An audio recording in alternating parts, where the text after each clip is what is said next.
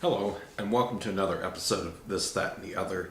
It's been a while since I've done a show. I've been busy lately, but today's the third day, matter of fact, the final day of the NFL draft. So in the next few days, I will be doing a recap on what I think of the players that the Ravens picked in the draft. And I will be discussing that soon when I have time to get the thing together. First of all, I wanted to mention that I started another Facebook page called Okinawa Brats That Live in Huntsville, Alabama. Basically, I know there's a lot of people that live in Huntsville that used to live in Okinawa. I want to kind of try to find those people through this page. Hopefully someday we get out to Huntsville again. Maybe get a reunion. I know 3 people that live in Huntsville already that have lived in Okinawa. 2 of them that I went to school with, as a matter of fact. So I know there's more out there. I just would like to meet them through the Facebook page.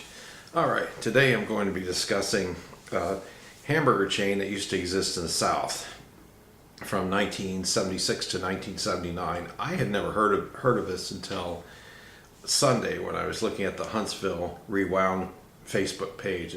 All kinds of things dedicated history of Huntsville, Alabama, and they mentioned a hamburger chain that was short-lived called Judy's Homestyle Hamburgers and Fixins.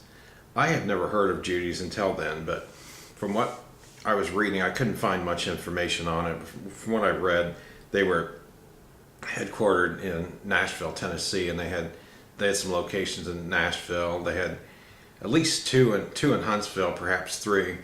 And on YouTube, there is an audio commercial, a couple of, as a matter of fact, commercials for Judy's, and it's one of the things they say in there is hamburgers, fries, chili, and pies. Let's go to Judy's. That starts out with, hey, what do you say? Let's go to Judy's. But anyway, from what I understood, they had fruit pies, and I was reading up on it, trying to find information on the internet about it, which isn't much, but anyway, here's some graphics for Judy's hamburgers. This kind of looks similar to Wendy's, and I read some things, comments that people posted. So I can't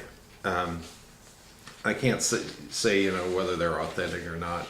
But this is just some comments I heard. One person, as a matter of fact, said on the comments that he worked for them briefly, and from what I heard, a disgruntled Wendy's employee, a VP as a matter of fact, started the Judy's chain to compete with Wendy's, and they tried to make their hamburgers like Wendy's. They had featured the same thing, the chili, they had fruit pies from what I understand, and their restaurants, the interior, it said, was very similar to Wendy's. If you take the yellow that Wendy's has, theirs was blue, and the picture of the girl looked like Wendy, except for the red hair, her hair was blonde. So they call it Judy's Homestyle Hamburgers, and it didn't last very long.